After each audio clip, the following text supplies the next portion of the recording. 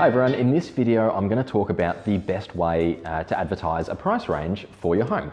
So I'll start by saying this, and that's how should you advertise a price range when you're marketing your property.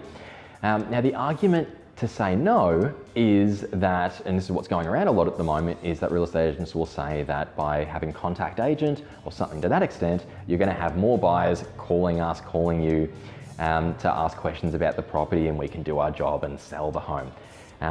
Now I think that is complete rubbish, to be honest, and that is because it's a giant waste of time. What really happens is that buyers will call us and say, Callum, how much is this property worth? I'll say it's $1 million for a number's sake.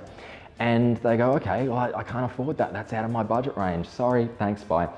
That's typically what happens. And it's a giant waste of time. I would much rather be spending all my time with qualified buyers that have the right budget to afford your home. Now, the other thing I'll add to that is that every single year, realestate.com has given us statistics on how the marketplace interacts with our marketing. And it's been very consistent in every single year that between 60 to 90% of buyers will ignore properties that don't have a price range advertised. So all the evidence is clear that if you don't have a price range there, people are ignoring your property and going to one that does.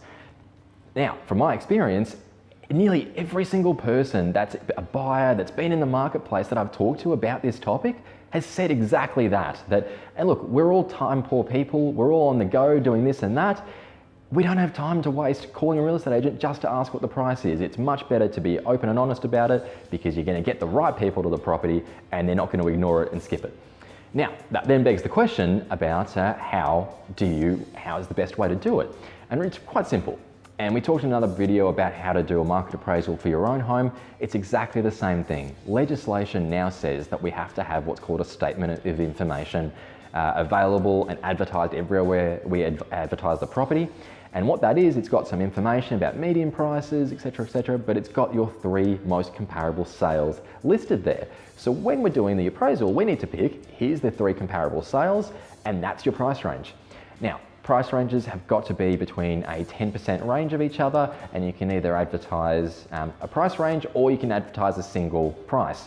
If you're going for private sale, I'd recommend having a single price. This is what we'd like to achieve.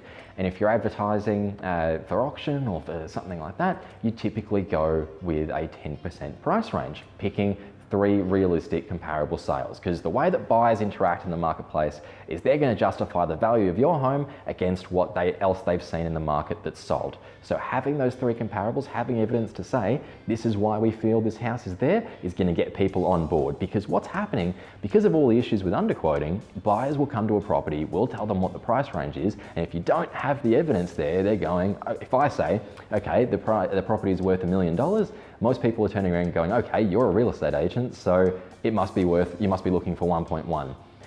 And that's why you need to have honest, realistic information available to justify what you're talking about and get people on board.